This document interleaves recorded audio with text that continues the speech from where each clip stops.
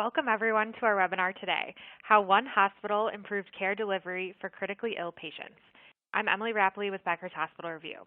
Before we begin, I'd like to share a few housekeeping notes before I introduce our presenters.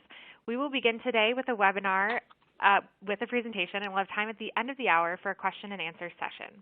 To have your questions answered during the Q&A, please submit them at any time throughout our webinar by typing them into the Q&A box on your screen. We look forward to hearing your questions. Please note that we will also have a series of audience polling questions during today's webinar. When we reach a poll size, the poll question will pop up automatically on your screen. Our speakers will give you a few seconds to select an answer from the options on your screen and click Submit. Thank you in advance for your participation. One final note before we begin, our session today is being recorded and will be available to you after the event. To access the recording, use that same link you used to log into the webinar today. And with that, it is now my pleasure to start today's webinar by introducing our presenters. Today you'll be hearing from Andrea Perry, who's the Emergency Department Clinical Nurse Leader at Sutter-Roseville Medical Center, a Level 2 Trauma Center, STEMI Center, and Primary Stroke Center with neurointervention capabilities, where she's worked for over 14 years. And before our Q&A session, Natalie Sensabaugh, the Clinical Consultant Director at Everbridge, will also be joining us to share several innovative clinical workflows that hospitals are currently leveraging. At this time, I'm pleased to turn the floor over to Andrea to begin today's presentation. Thank you so much. Hello, everyone. Thank you for joining us today. Just as a preemptive notification, I am recovering from the flu that's been hitting everybody like wildfire, so I might cough occasionally to clear my throat, so I do apologize. But good thing is you're on the other side of the phone and not sitting right in front of me, so you shouldn't be able to catch it. Excuse me. See, there we go, right there. So today we are going to talk about how technology can really help us improve our care delivery to the patient by improving the way that we communicate and eliminating a lot of the steps that we often have to take to get the right care to our patients. So a little bit of background. The department, this is a picture of a selection of our crew. We're at Sutter-Roseville Medical Center, which Roseville is in California. We're in Northern California, kind of suburban, but we are a Level 2 trauma center. This was a photo we coordinated. We actually were the first Sutter system that I work for. We have several hospitals, over 20. We were the first Sutter to be recognized with the ENA Lantern Award, and this was a photo we took for that. And one of the things that helped us get that recognition was our work on the code critical process and stroke process that I'm going to share with you today. So this is just some of our team. So like I said, we are a community hospital. We are 328 beds. Our emergency department is 35 licensed beds, and we are a Level 2 trauma center. We are also a STEMI center, primary stroke with neurointervention capability. And we see close to 85,000 patients a year at this time. So we see a lot of sick people. Every ER, we expect to get those codes 3s, those unresponsive patients showing up at the front door. And we have alerts for a lot of those specialty kind of designations. We have our STEMI alerts, we have our stroke alerts, we have a code sepsis, and as a trauma center, we have our trauma alerts, and we have a couple different levels depending on exactly how sick the patient is. And back in 2016, when we were starting this work, this is how many alerts of each we were experiencing. So the traumas were definitely our biggest, but we had a big volume of stroke as well. And this totaled up to about 140 alerts every month where we were activating the care team to come to the bedside and support us. Well, each of these had a different process. Some of them we called overhead. Others, our operator would page, more a traditional pager system, using our 1985 pagers in our hospital that has really poor self-service. And so sometimes the calls would get dropped. But overall, we had built all of these alerts in a way that usually people got the message and were able to respond and expedite care for these really sick patients. So the code critical process was really born based on a discrepancy, noticing that these other patients were receiving this timely, rapid care, but what about all the others? What about the CPR that came in? What about the near drowning, the hanging? How are we going to get them that right level of care? So this brings us to our first poll question. So has there ever been a time when a member of your emergency response team didn't respond to an alert? And you might not all be ER people, so you might not necessarily have some of these alerts, but you have RRTs, you have code blues, there's crash C-sections, but has there ever been a time you can recall in your facility where somebody didn't show up? So take a few seconds to rack your brain, and then we'll go on to see the result here shortly. I'll submit my own answer.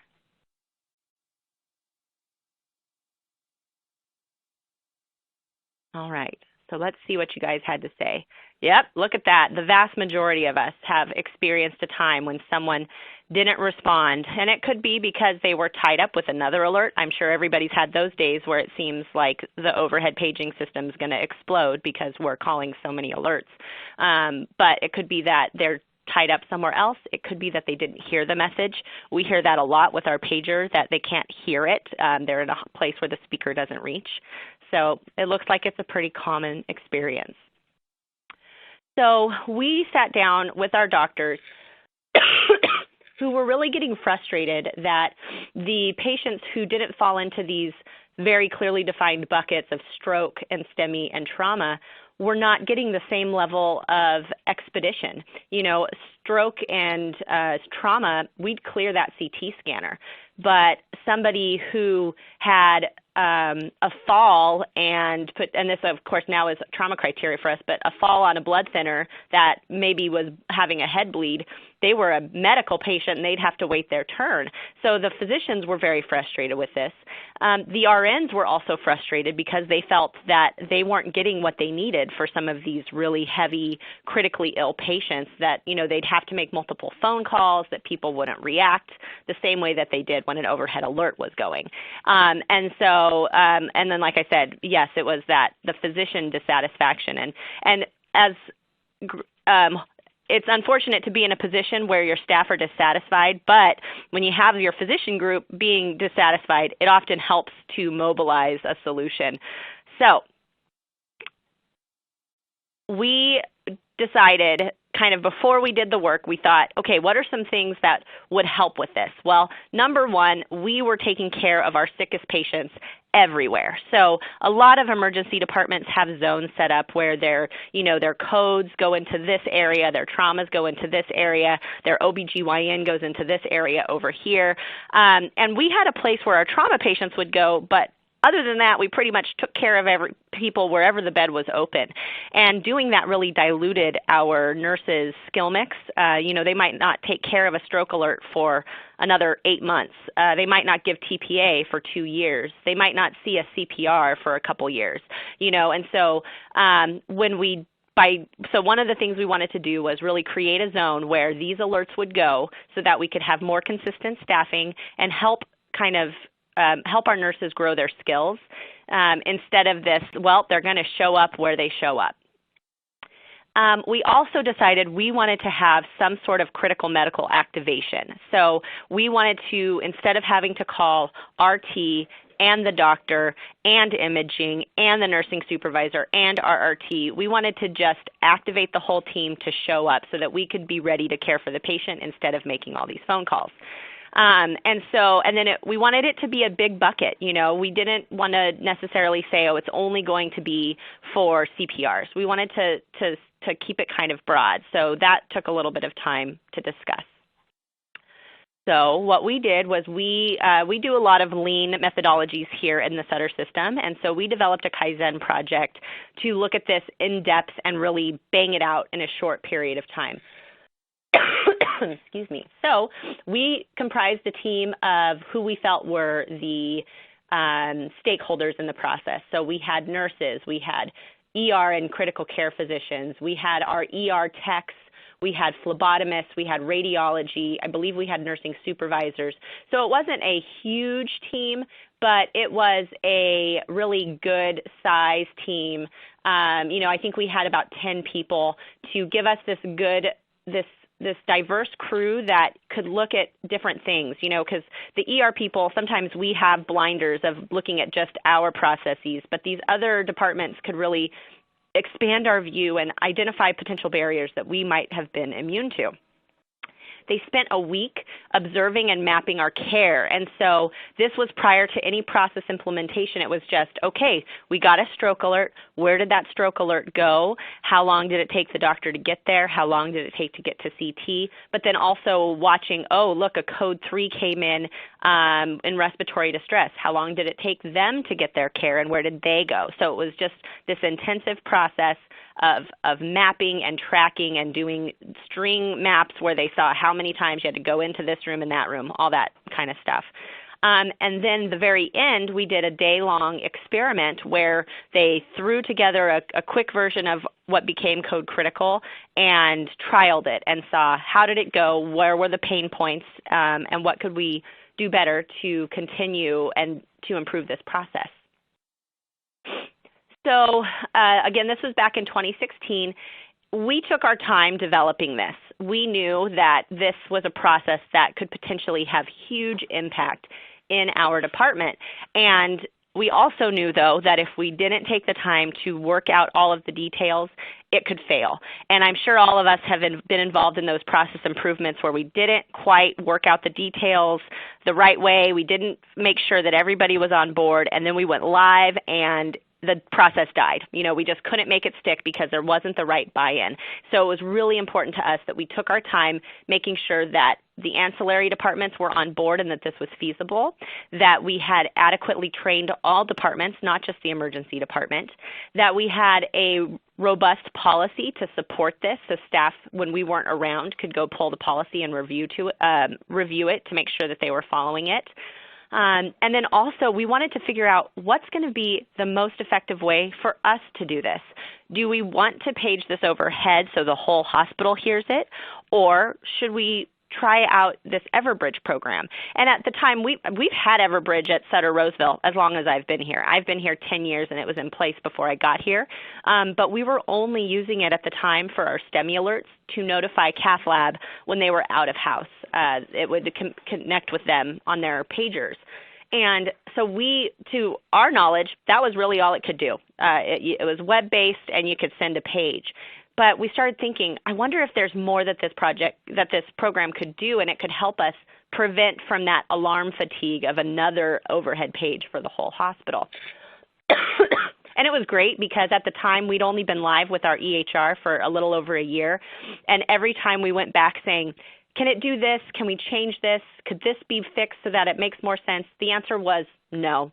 Nope, you got to stick with it longer. Nope, we're not going to fix anything. And every question I asked of our Everbridge team was, oh, yeah, I can do that in 5 minutes. Oh, yep, I'll have that done for you today. And it was the most, I told my analyst here, you are my favorite person because you keep saying yes. Everything that I think it possibly could do, it can. And I just am so thrilled with that because I'm so used to hearing no. So these were some of the things that were going to be the reason why we were so excited to use Everbridge for this Code Critical alert. It was a one-step process. So again, when we'd, for example, get that code patient, we'd have to call 5 different departments telling them come to the bedside stat. And now instead of making those 5 phone calls, we could have one of our staff members send it electronically with a single click. Also, it gave us the ability to notify people in a more silent, quote-unquote, manner. It wasn't silent for the people getting the message, but I didn't have to blast the whole hospital with this code-critical ETA 5-minute message. We could just communicate with the people that needed to know in whatever manner they had chosen. It also gave us the ability to designate what room to go to. So before this, like the way the STEMI alert was built, it just said STEMI alert ED, didn't tell staff where to go. So we asked, well, could we put in this is a pre-populated message that we don't want the staff to edit, but could we have a box that they do have to fill out saying where to go? Yes, absolutely. And so we were able to put in there, respond to bed T4, respond to bed 18. So that was huge for us too because it eliminated the, hey, where's the code at? There was no question of where to go. Another great thing that it did for us was it allowed us to reach people in the way that was most appropriate. So I wanted to know when the code criticals were happening as the clinical nurse leader so that I could kind of have a heads up and keep track of the quantity, but I don't need a page or a phone call every time, so I was able to get them delivered as an email. Our people that did have pagers, we were able to send them a page and not just a random code like we use for our trauma alerts. Like I think our trauma alert is 999, and they have to remember what that means. We actually were able to send the pre-filled text of code critical, your services are needed now. And so that was great. And then for other departments, if they didn't have a pager, we could call them directly. So it was just so great to have these multiple options. And there's other options even in there. We could have done text messages, but nobody needed text messages for this alert. And the other great thing about this was it allowed for multiple variations of the alert to be sent with that single click. So as you'll see in a second, when we worked out our code critical, there were people that we knew we always wanted at the bedside, people like lab and imaging and RT, but there were others that we just wanted to have a heads up. You know, we wanted our nursing supervisor to know, hey, we have a critical patient. Maybe keep that on the back burner because we might need an ICU bed. We wanted our RT to know. They don't typically respond to emergency department codes in our facility, but letting them know, hey, there's somebody here if you happen to have a moment to come by. So we wanted to have two activations. We wanted the people to come now and the FYI group. And we asked, hey, can we do that with a single click, or do we have to do two activations every time? No, absolutely. We can send multiple messages with that single click. So that was huge for us, made us just so thrilled. Now, before I go into telling you outcomes, I want to tell you about another process that we recently incorporated Everbridge into, and that's our stroke alert. So we've been doing stroke alerts for a long time, and we have, like I showed you, we do a lot of them, right? We were doing more than 60 per month. But we were doing our stroke alert activation. We had a couple things. We had problems with our workflow, but we also were doing the old school overhead activation and pager activation for members of the stroke team. So we identified a couple of problems working with our stroke team. We were really stuck. We were trying to get our door-to-needle times for TPA down, and we just couldn't budge. We were hitting the 60-minute mark occasionally, but not as much as we would like.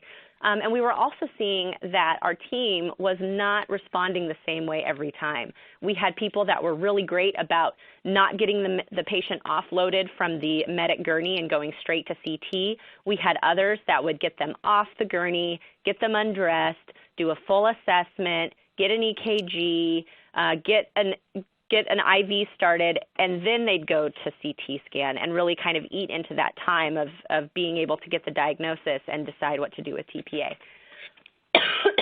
So we knew that that was part of the problem and why we couldn't get our times down because of that variation. So we had spent a lot of time in a lot of meetings with a lot of administration sort of folks, you know, the educators, the managers, the physician leads, but we weren't bringing the bedside staff into the discussion. And we knew that that was such a valuable step to take. You know, it had made such a difference in Code Critical. It helped staff buy into the process because they were a part of the design. But also, they know the barriers. They know what works for them and what doesn't, and they can help really optimize what the workflow is going to be. So we decided that what we really needed to do was we needed to sit down with a group of high-performing staff and have them help us identify the barriers and design what the optimal workflows would be. So we did this over a few months. The stroke coordinators and myself and our managers worked together and did an A3, which is another Kaizen process or lean process, with volunteers from our group of high performer nurses that were identified by myself and our managers. And we called them our stroke champions because that really was what they were. They helped us identify those barriers, and a lot of them we thought were a problem, but they confirmed it for us. But they also helped to identify things we didn't realize, like there's nowhere to set stuff over in CT scan if I want to start my line over there. Oh, well, let's buy a Mayo stand that we can have live over there, you know, things that we didn't even know were problems. We then had them design the workflow. And then I had a group of 12 nurses to help own it, so they became our champions in the department. We didn't have them take care of all of the strokes. We just wanted them, when that stroke alert was called, to go help their buddy that was taking care of the patient, support them during the workflow, and enforce, so it didn't have to just be myself or our stroke coordinators. So we educated our department, we educated CT, we educated lab, and pharmacy. We made sure everybody that was a part of our stroke alert knew, hey, these are the changes and this is where you need to go. And then we also updated our stroke alert process. So our stroke hospitalist really wanted to get more timely notification when the stroke alerts were called, and because of the variations in ability to hear the overhead page when it would go off, depending on where you are in the facility, she might not hear it. And then she also didn't want to rely on a pager. And so what she wanted was to receive texts, because her previous hospital used Everbridge for their stroke alerts, and she was able to get a text message giving her all of the data that she needed. So because we often activate the vast majority of our alerts before the patient arrives, we weren't going to have a lot of the details of, somebody who's already in-house, but we knew that we could at least tell her, here's the ETA and here's the bed number. And so we converted our stroke alert from that traditional method of overhead page and remote pager by our using the phone system to an Everbridge activation that sent the same messages, actually sent better messages, because instead of a stroke alert being 444, and you have to remember that's what that it means stroke, it said stroke alert bed wherever. So we really improved the message that we were delivering. So let me start sharing with you some of our outcomes. So we knew that it was going to be super important that we had to have data to show if this was effective or not, right? Everybody needs numbers. They need to know, especially, part of our code critical, when we started seeing how much we were calling it, we realized we needed a dedicated staff member for these critical patients, these critical medical patients.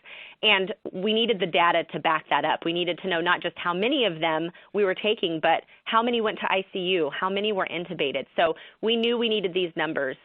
So I started with our pre-implementation cases. So we went live the end of 2016, but the beginning of a process is always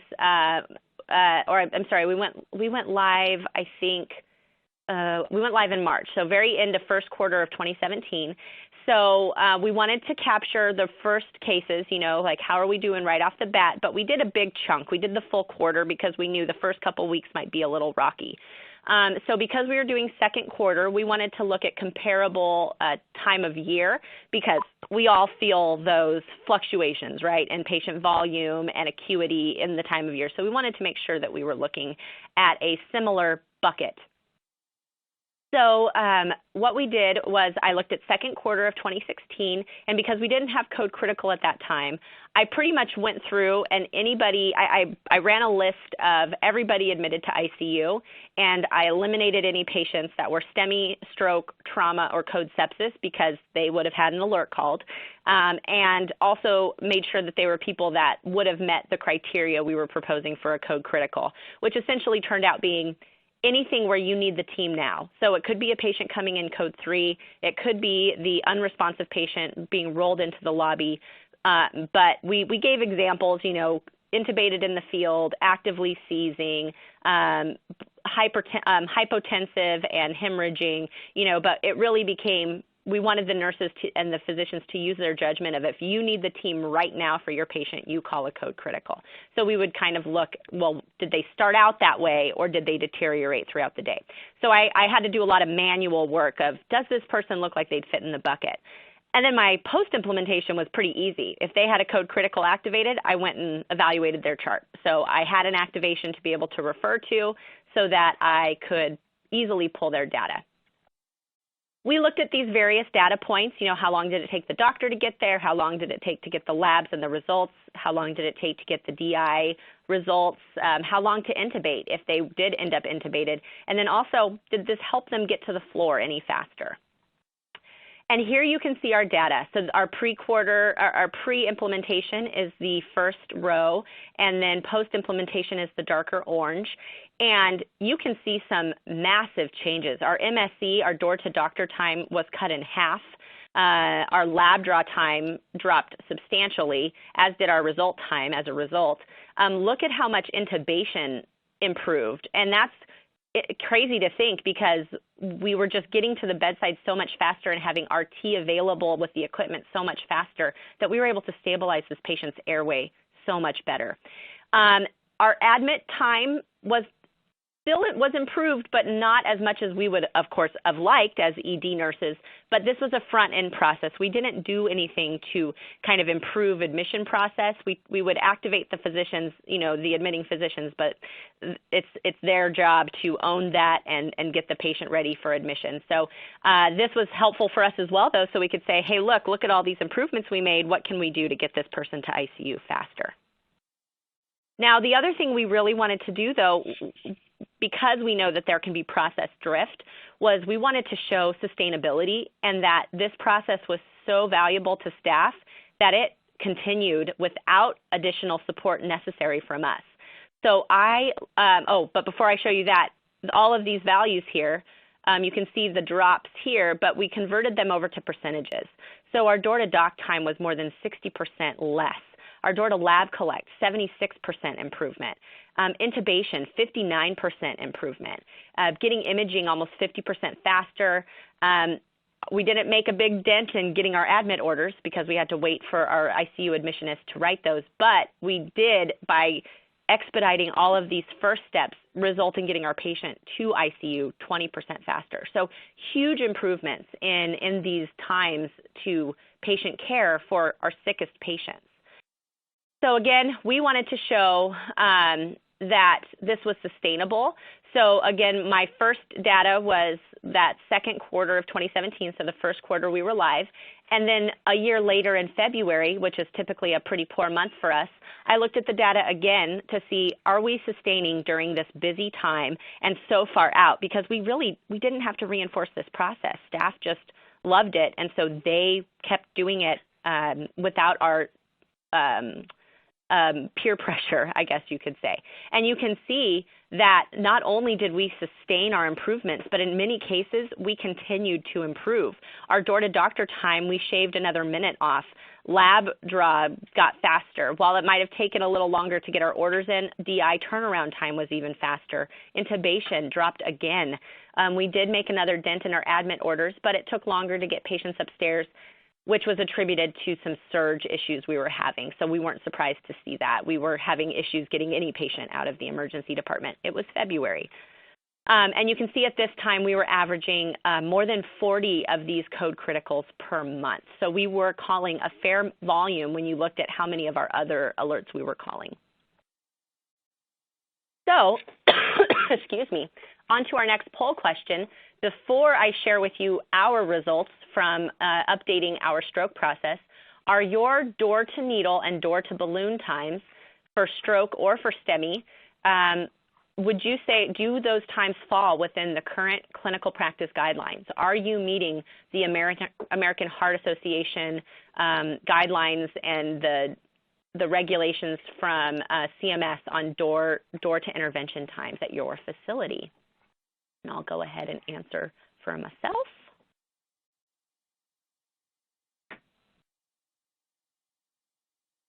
All right.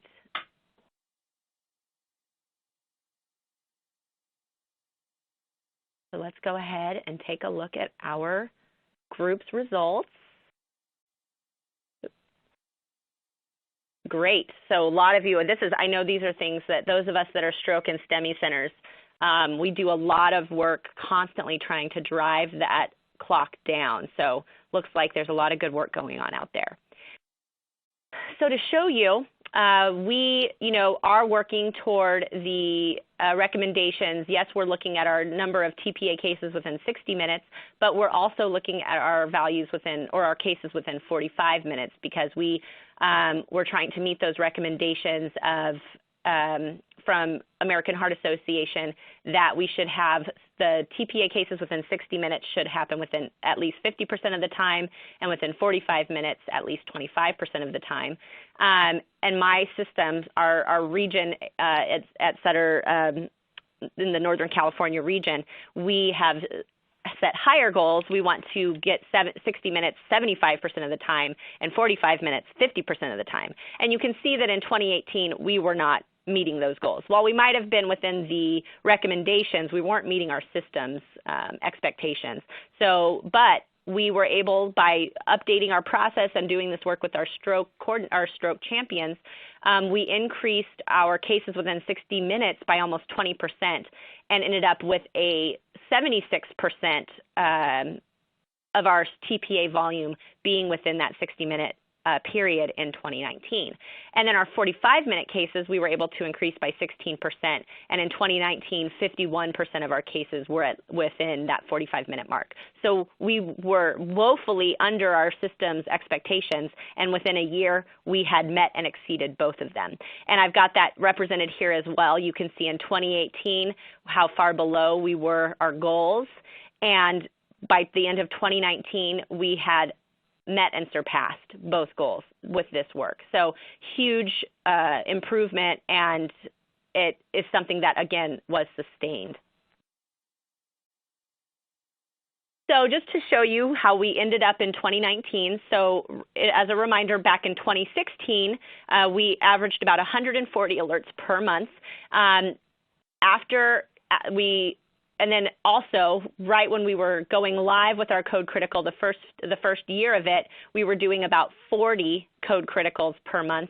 We now average at least 100 Code Criticals per month, and our actual, well, we'll see at least that, but our average ends up being 121 Code Criticals per month.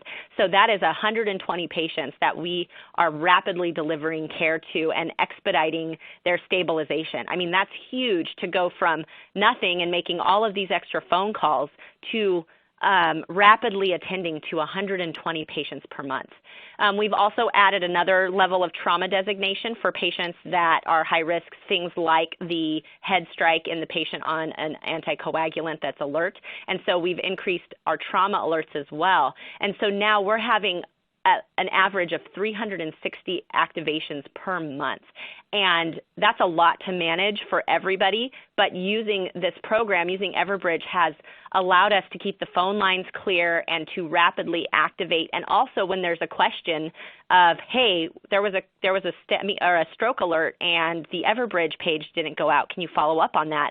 I can go look at the log and view it and figure out who was working that day and did they send the alert wrong. And so it's great to have that ability to go review it, and it's really helped us troubleshoot and provide some remediation when necessary. All right, so here is another poll question. So, do you currently have a secure communication and collaboration system enabling you to locate care teams, whether they're located at a different facility, are on-site, or are on call? So, do you have some sort of system like this at your facility?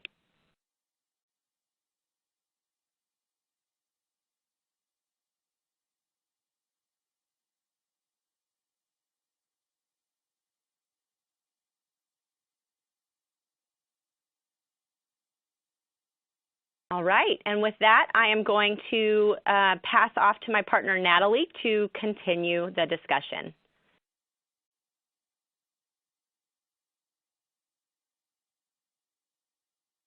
Hello, everyone. My name is Natalie Sensabaugh. I am a nurse by background, and I'm the Clinical Consultants Director for Everbridge. And I have a very fun job in that I work with our current existing customers to ensure that they get the most value out of Everbridge. And so I work with them to develop current workflows, looking at innovative clinical use cases, and I would like to share a couple of those with you today. The first hospital I'd like to highlight is a hospital that is undergoing a lot of growth. They currently have 500 beds. Within the next couple of years, they plan to build a tower and will add several hundred more beds. They have 650 physicians and 70 specialty services. So you can imagine they have a lot of challenges with this growth. They've experienced 40% more patients, which are demanding improved clinical communications and collaboration. They run at about 136% of their ED capacity every single day. And recently they had to go on diversion for 2 days. So you can imagine their primary goals are managing capacity, improving ED throughput, reducing ED admission times, and supporting those high acuity cases and getting them quickly through the ED. So like Andrea and Sutter Health, one of their first solutions was to focus on their code response teams. So they focused on STEMI, on stroke, on trauma. And prior to using Everbridge, they had a very manual system, again, similar to what Andrea experienced, in that their operator would page out these teams and then wait for confirmation and manually record response times. And so it was just very labor intensive, and they felt that they needed to improve these times through automation. So they built templates in Everbridge and sent those notifications out to those on-call teams automatically. The teams then confirmed, which improved the operator efficiency and gave them much better reporting. And something that I'm really excited, I'm currently working with them on, is a telehealth stroke program. And so we are going to put iPads in their ambulances and hopefully the helicopter. And their neurologist is going to start that stroke assessment with the patient en route.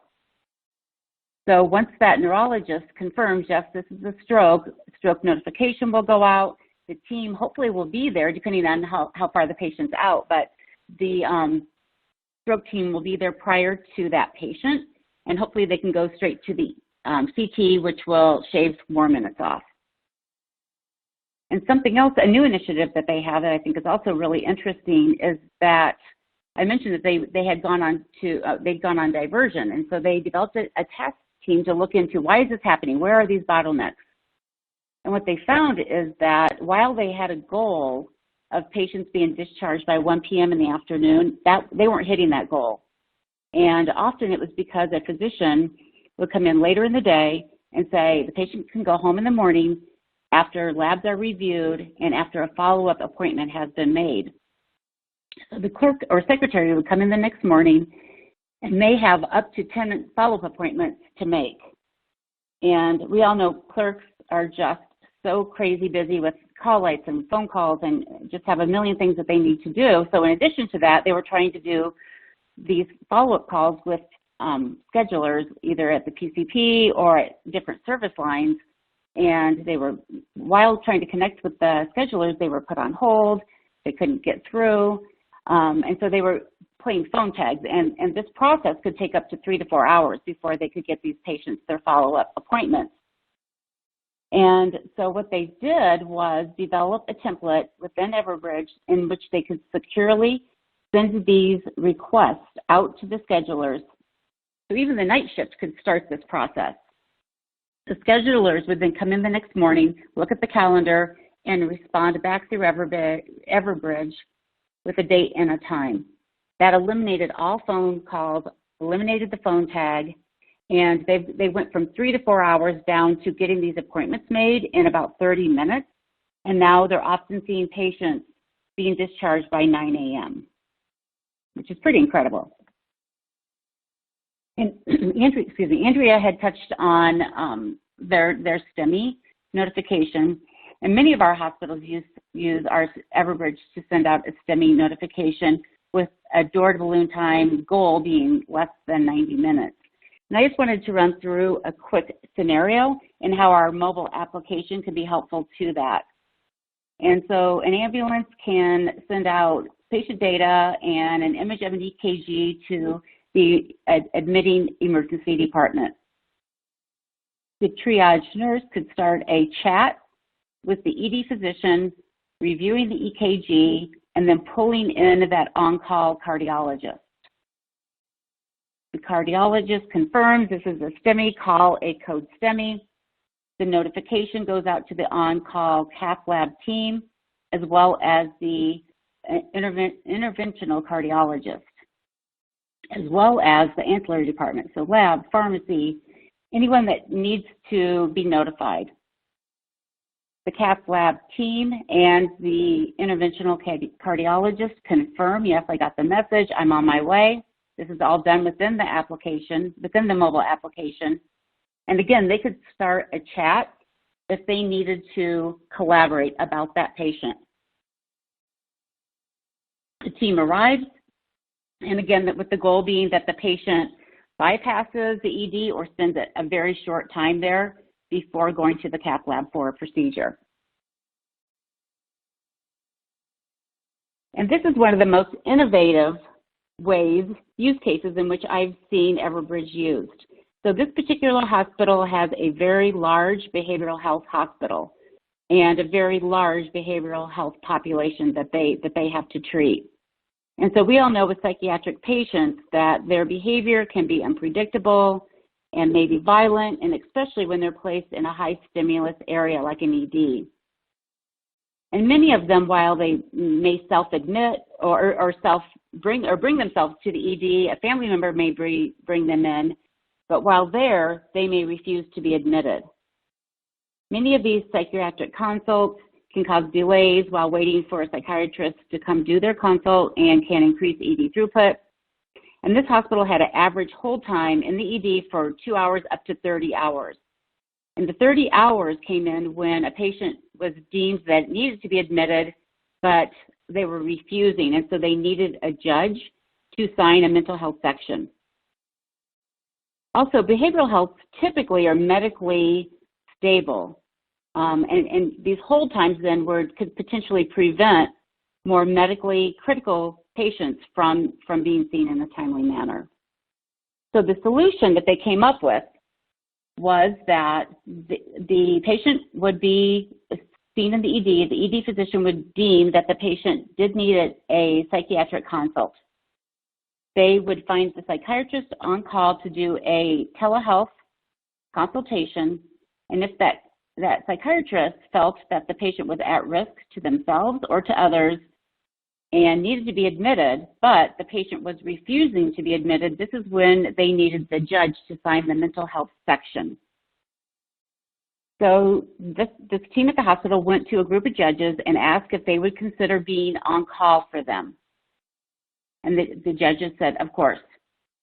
So they then went into Everbridge and built a template that had the same fields that were required in the mental health section for that state. Of course, this is all HIPAA compliant and secure messaging. This notification then goes to the on-call judge with what we call a polling notification. So the judge could read through what the psychiatrist and what the mental health section had. It was relaying to them that information. They would press 1 for approve, 2 for deny. They then could digitally sign with Adobe and email that form back through Everbridge. And then in addition to that, a copy was sent to their admin, and then they had 72 hours to officially sign it with a seal and send that back to the court clerk. So this significantly decreased their hold time, especially on off hours at nights and on weekends. They went from occasionally a 30-hour hold time down to an average of 15 minutes. So you can imagine, while this greatly improved ED throughput, it also really improved ED safety and staff for ED safety for staff and other patients.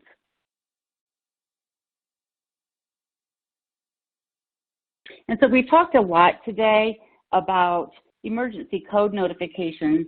There's also a great need for efficient daily non-emergent clinical communication. So we all know as a patient is admitted, there are many, many touch points throughout that admission in which a nurse, a physician, that patient's care team need to communicate. The patient is admitted in the ED, we need lab, we need pharmacy, we need CT, perhaps a consult. The list goes on and on. The ED physician then needs to get a hold of the hospitalist. There could be a delay there because the hospitals are so extremely busy. The patient's admitted, and now the care team grows even bigger because now we need nutrition, case management, PT, OT. finally the patient is ready for discharge. And again, there's another need for collaboration. Maybe the patient needs to go to a nursing home or rehab. The patient maybe is ready to go home but needs home health care. So the point I'm trying to make here is that there's just so many areas for communication breakdown and failure. And so many hospitals are bringing all of their care team onto the platform so that they can communicate via a mobile app or via a web, all on one platform, improving these communication efforts. And lastly, I wanted to point out that I call these more operational types of notifications that are still very helpful within a hospital. One of them are staffing call-outs, and by that I mean the ED is short 3 nurses from 3 to 7. And many hospitals have reported, and I experienced it myself, that I could spend hours and hours trying to fill these holes. So a notification can go out through Everbridge to all nurses that ask, we need help from 3 to 7. Press 1 if you can work, press 2 if you cannot. And we have metrics from hospitals saying that they've gone from 4 hours a day trying to find staff down to 15 minutes. We also have hospitals using us for capacity surge notifications in an effort to decrease the amount of diversions. So I have one hospital that is color-coded, so they're green, yellow, red, and they often were hitting red, meaning they were ready to go on diversion. So now when they get to yellow, meaning they're at a certain level of capacity, they send out a notification with a conference bridge in that notification, and all clinical leaders, house supervisors, managers jump on this call and start quickly talking about what do we need to do to get patients out so that we don't have to go on diversion. And this hospital system has reported that they used to hit the red all the time, and they barely are hitting red anymore since using this type of notification. We also have something in that we can send notification when a refrigerator does not maintain the appropriate temperature. So it's critical that blood, that specimens, vaccines, all the very expensive medications maintain a certain temperature.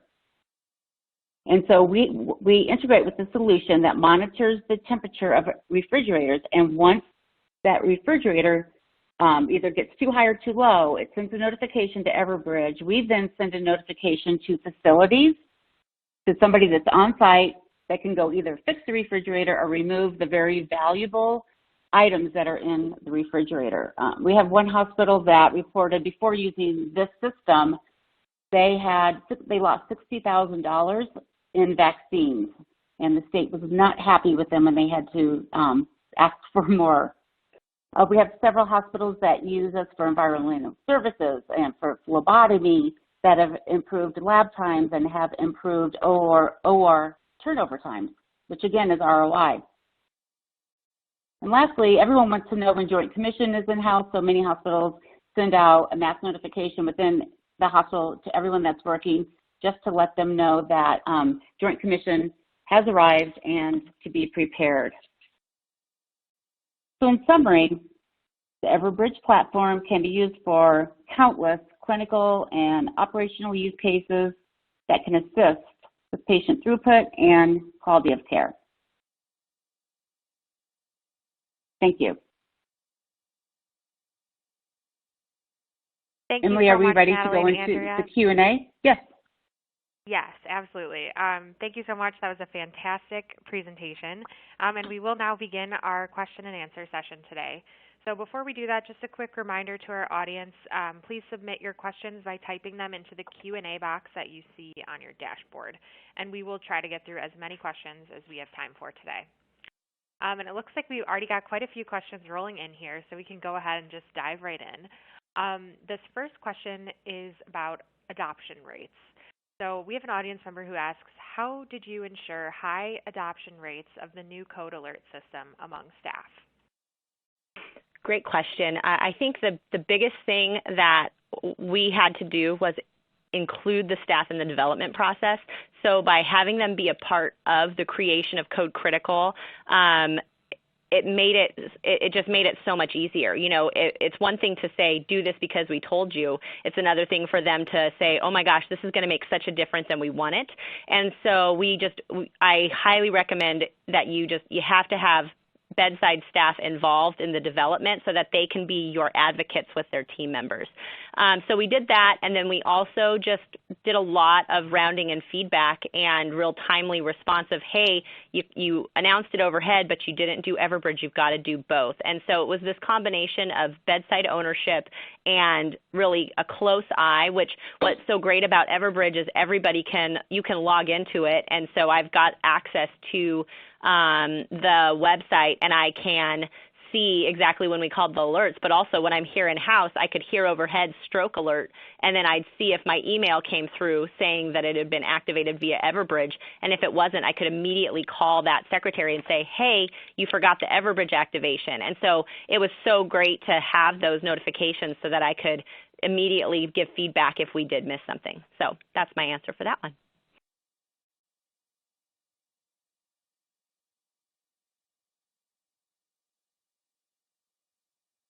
So sorry, I was on mute there. Thank you so much for that, Andrea. Our next question here is, what steps did you take to measure improvement in care delivery when implementing these processes? So it was really a lot of data tracking. So utilizing my EHR, and the EHR was probably the main resource that we used to pull data points. It was a very manual process of Excel and doing math, but it was so valuable to show here is a very clear difference in these data points. So we knew we needed to have concrete points, and that's why we picked things like medical screening exam, door to intubation, door to lab draw, door to diagnostic imaging. We knew to pick those timestamps because they were things that were tracked in our EHR so we could accurately calculate the times. Absolutely. So we didn't do a lot about we didn't look so much at outcomes because outcomes are really hard. You know, it's hard to say that the 10-minute difference made a difference in whether this patient survived or not. So as opposed to looking at the patient's eventual outcome, it was really how much faster did we deliver the care, and that's why we chose to focus there. Sorry. Got it. That makes a lot of sense. Excellent. So our next question here, what was your quote-unquote alert zone for ED arrivals, or also for patients already admitted upstairs? Good question, and it really depends on the alert.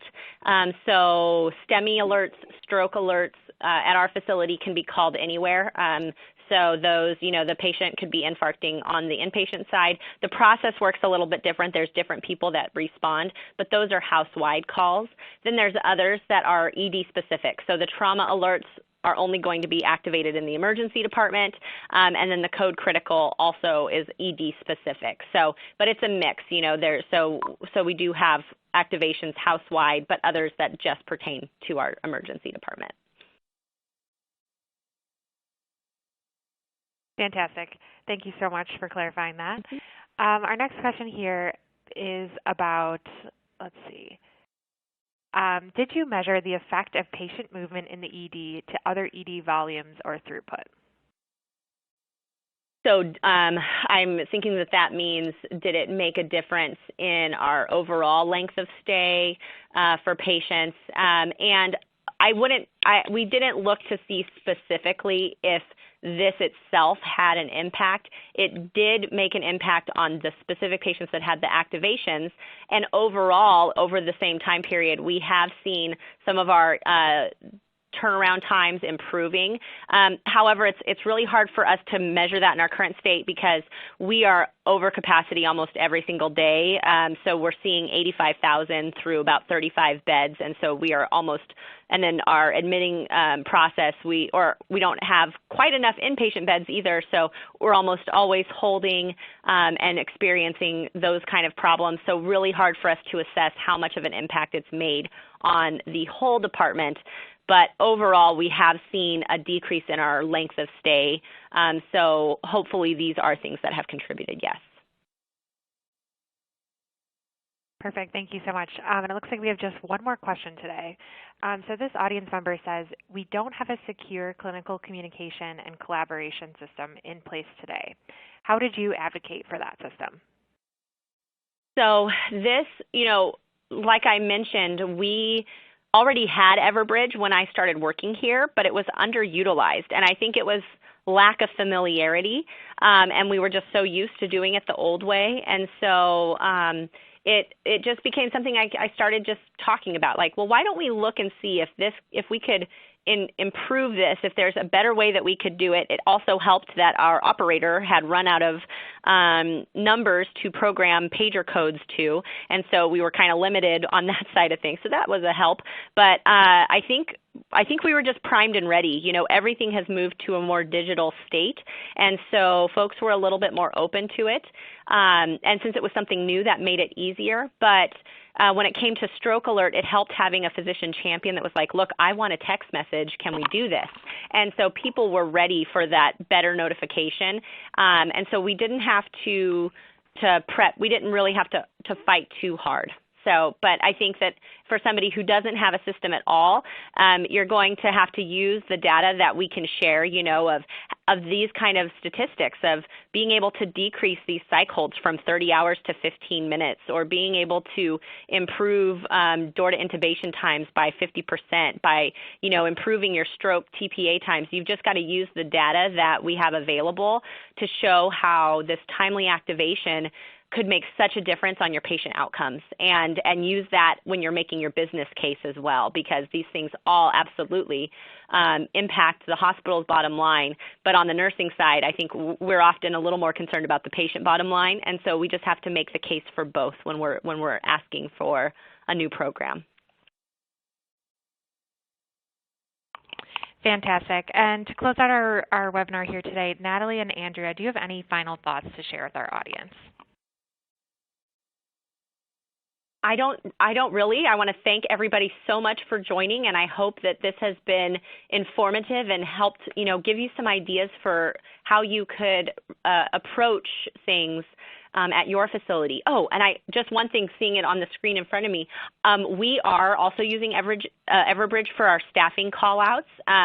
So we have over 200 employees, and my poor scheduler was having to send out, 100+ text messages whenever we had a hole, hoping somebody would reply.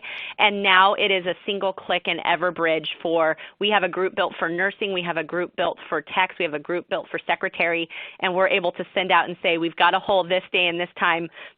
Press, please say if you're available or not. And we give it 30 minutes and we fill the hole instead of spending 4 hours trying to fill a vacancy. So I just quickly wanted to share, like, oh yeah, we're doing that and it's amazing. So my scheduler doesn't rip out quite as much of her hair on a daily basis. So lots of options, and I hope that this has given you some ideas to take back to your facility. And I also wanted to say Fantastic. Thank you very much, and thank you, Andrea. You did a fantastic job. And again, thank you for joining. Excellent, and that is all the time that we have for today. I would like to thank Andrea and Natalie for their excellent presentation, and Everbridge for sponsoring today's webinar. To our audience, please enjoy the rest of your day, and we look forward to having you join us for future webinars.